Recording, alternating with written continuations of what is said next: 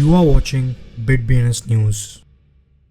Hello and नमस्कार। अभी market पूरी तरह से वोलेटाइल है, इसलिए यूजर्स के लिए जानना महत्वपूर्ण है कि क्रिप्टो की दुनिया में क्या हो रहा है, क्रिप्टो से जुड़ी क्या खबरें हैं। इसलिए सुनिश्चित कीजिए कि रोज क्रिप्टो न्यूज देखें और अपने आप को अपडेटेड रखिए। आज की हेडलाइंस: क्रिप्टो करेंसी यूक्रेन में मिलिट्री अभियानों के लिए आवश्यक है, हाई रैंकिंग ऑफिशियल कहते हैं। दुबई पुलिस एनएफटी का दूसरा कलेक्शन जारी करेगी। लगभग 23 मिलियन लोगों ने पहले कलेक्शन में रुचि दिखाई। 534 बिलियन शिबा इनू टोकन्स को इथेरियम वेल द्वारा कलेक्ट किया गया, जिससे शिब मॉडेस्ट लाभ दर्ज करता है। एनएफटी कैनवास सोलाना एनएफटी में बहुत जरूरी कंपोजिबिलिटी इंजेक्ट करता है। हार्मनी 2 बिलियन वन टोकन्स को मिंट करेगी ताकि $100 मिलियन हैक के पीड़ितों को कॉम्पेंसेट किया जा सके। रशिया लेजिस्लेटिव अमेंडमेंट्स के माध्यम से एनएफटी को रेगुलेट करने के लिए तैयार है। क्रिप्टो एक्सपर्ट्स की कमी ईयू बैंक रेगुलेटर्स के लिए एक महत्वपूर्ण चिंता है। क्रिप्टो एटीएम्स का मार्केट वैल्यू 2027 तक एक नए डेटा के अनुसार $472 मिलियन तक पहुंच जाएगा।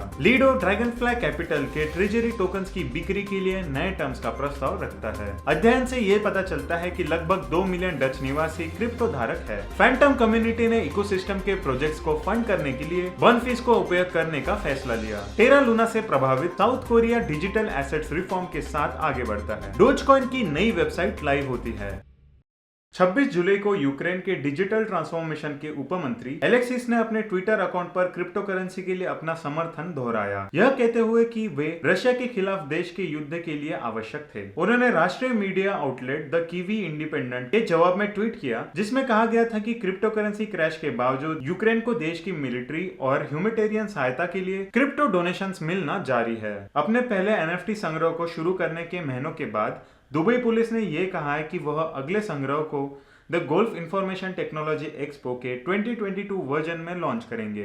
देश के बाहर के लोगों को भी दुबई पुलिस के अगले एनएफटी संग्रह में मालिक होने का मौका मिलेगा। कॉइन मार्केट कैप के आंकड़ों के अनुसार शिबा इनू क्रिप्टो बाजार राहत रैली के अनुरूप मामूली लाभ पोस्ट करता है और रिकॉर्डिंग के समय शिब पिछले 24 घंटों में 3.32% से बढ़ता है। वेलस्टेट्स की रिपोर्ट है कि हाल ही में 2 इथेरियम वेल्स ने लगभग 534 बिलियन शिबा इनू टोकन्स खरीदे, जिसे खरीदने के लिए मैसिव 3 ट्रांजैक्शंस किए गए। एनएफटी मेटावर्स में डिजिटल कला एकत्रित करने या यूजिबिलिटी हासिल करने के लिए एक बहुत ही पेचीदा वाहन बन गया है। दुर्भाग्य से कई प्रोजेक्ट्स उस फंक्शनैलिटी में से और किसी ने अन्य अप्रोच की गारंटी देने के लिए पर्याप्त फ्लेक्सिबिलिटी नहीं दी है। एनएफटी कैनवास सोलाना ब्लॉकचेन में कंपोजेबल एनएफटी लाकर ये कहानी को चेंज कर देता है। हार्मनी ब्लॉकचेन नेटवर्क ने एक नया प्रस्ताव जारी किया है, जो कि जून में अपने होराइजन ब्रीच हैक के पीड़ितों को कंपेंसेशन देने के लिए प्लेटफॉर्म पर डेवलपर्स को 1 टोकन जारी करेगा। 26 जुलाई को प्रकाशित किए गए घोषणा के अनुसार हार्मनी ने कहा कि रिएम्बर्समेंट प्रपोजल में एक फिजिबल और वायबल तरीके में से एक इंपैक्टेड वॉलेट्स को कंपेंसेट करने के लिए प्लेटफॉर्म की एक योजना का हिस्सा है। रशिया में अधिकारी एनएफटी के लिए देश के बाजार के लिए लॉस को अपनाने के लिए मौजूदा कानूनों में कई बदलाव की तैयारी कर रहे हैं। एक नए कार्य समूह ने इस मामले में चर्चा की है और डिजिटल कलेक्टेबल वस्तुओं के साथ लेनदेन के कानून को भी परिभाषित और विनियमित करने के लिए अलग अलग ऑप्शंस की भी चर्चा कर रहे हैं। यूरोपीय बैंकिंग अथॉरिटी